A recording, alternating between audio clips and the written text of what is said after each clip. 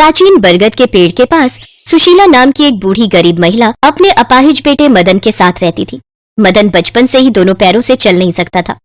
मिट्टी और भूसे से बनी सरला की छोटी सी झोपड़ी गांव के किनारे पर खड़ी थी, जिस पर अक्सर राहगीरों का ध्यान नहीं जाता था।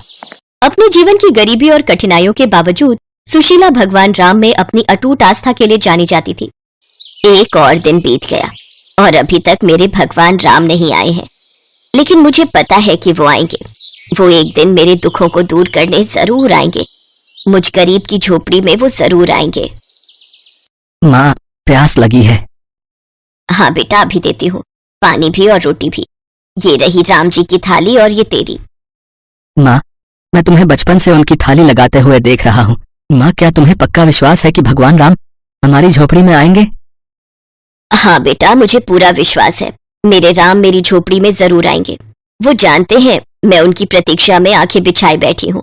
उन्हें मुझे दर्शन देने आना ही होगा। हर दिन सुशीला अपनी झोपड़ी को साफ करती थी और अपने मिट्टी के बर्तन में चावल और दाल का एक छोटा सा हिस्सा पकाती थी, इस उम्मीद में कि राम जी उससे मिलने आएंगे।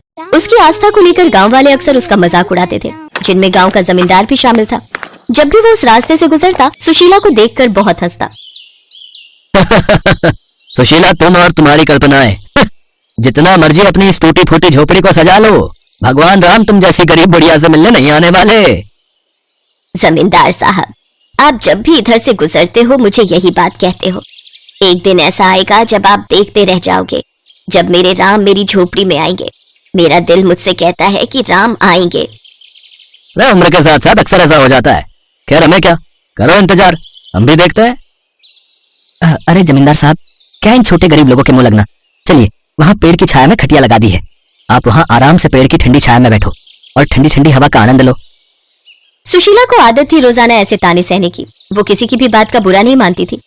वो तो सिर्फ अपने प्रभु श्री राम की भक्ति में ही लीन रहती थी।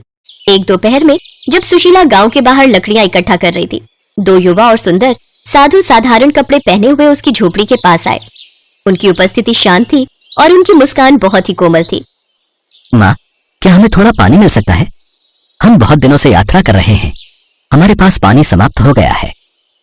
हाँ हाँ मेरे बच्चों, कृपया अंदर आओ। भोजन का समय है। मैं तुम दोनों के लिए भोजन भी लाती हूँ और साथ में पानी भी। माँ, कौन आया है? बेटा, दो ऋषि पधारे हैं। यात्रा पर निकले हैं, इसीलिए कुछ देर यहाँ विश्राम करना चाहते हैं। ये मेरा बेटा है मदन। सुशीला भोजन की थाली लगाने लगी, तभी दूसरे युवा ऋषि ने सुशीला से पूछा, माँ, आपने भोजन की ये 3 थालियां क्यों लगाई हैं? हम तो केवल 2 ही हैं। बेटा, ये थाली भगवान राम के लिए है। मैं जब भी भोजन लगाती हूँ तो एक थाली भगवान श्री राम के लिए निकालती हूँ, क्योंकि मुझे यकीन है कि एक ना एक दिन वो मेरी इस झोपड़ी में जरूर आएंगे और इस भोजन को ग्रहण करेंगे। ये लो बेटा, खाओ। सुशीला की बातें सुनकर दोनों युवा ऋषि मुस्कुरा दिए। उन्होंने घंटों बातें की।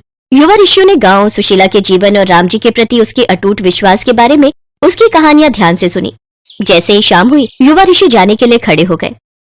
आपसे मिलकर और आपकी प्रभु श्री राम के प्रति भक्ति को देखकर सचमुच हृदय आनंद से भर गया। धन्यवाद। बस अब तो मेरी इच्छा है कि राम जी भी ऐसे ही मुझसे मिलने आए जैसे आप आए हैं। तुम्हारी भक्ति जीत गई माँ। देखो, मैं तुमसे मिलने आ गया। तुम्हारी भक्ति मुझे यहाँ तुम्हारी झोपड़ी में खींच लाई। सुशीला देखती है दोनों युवक राम और लक्ष्मण के रूप में आ जाते हैं। सुशीला को कुछ पल के लिए तो अपनी आंखों पर यकीन ही नहीं हुआ। उसकी खुशी का ठिकाना नहीं था। उसकी भक्ति जीत गई। उसे अपने प्रभु श्री राम के दर्शन हो गए। बस माँ, अब दुख के दिन दूर हो गए।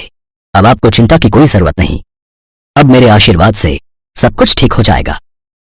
भगवान श्री राम आशीर्वाद का हाथ उठाते हैं। मदन के पैर ठीक हो जाते हैं और वो उठकर खड़ा हो जाता है। वो भी हाथ जोड़कर भगवान श्री राम और लक्ष्मण के सामने खड़ा था। सुशीला की आंखों से आंसू बहते ही जा रहे थे। देखते ही देखते सुशीला की झोपड़ी सोने की हो गई। उसके घर में धन भंडार भर गए।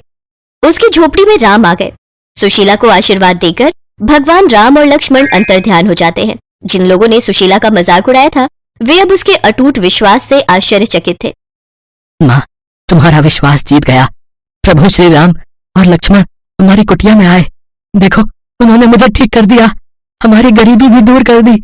हमारे जीवन के सारे दुख दूर कर दिए माँ। हाँ बेटा, अब हमारे दुख के दिन दूर हो गए। हाँ मेरे बच्चे, प्रभु श्री राम ने हमारे जीवन के सारे दुख दूर कर दिए। सुशीला बहन, मुझे माफ कर दो। मैंने तुम्हारा हमेशा मजाक उड़ाया, पर आज हमारी आंखों के सामने सारी सच्चाई है। तुम्हारी भक्ति सचमुच बहुत सच्ची है। तुम्हारी झोपड़ी में राम आ गए सुशीला बहन। तुम सत्य कहती थी कि तुम्हारी झोपड़ी में राम जरूर आएंगे। सब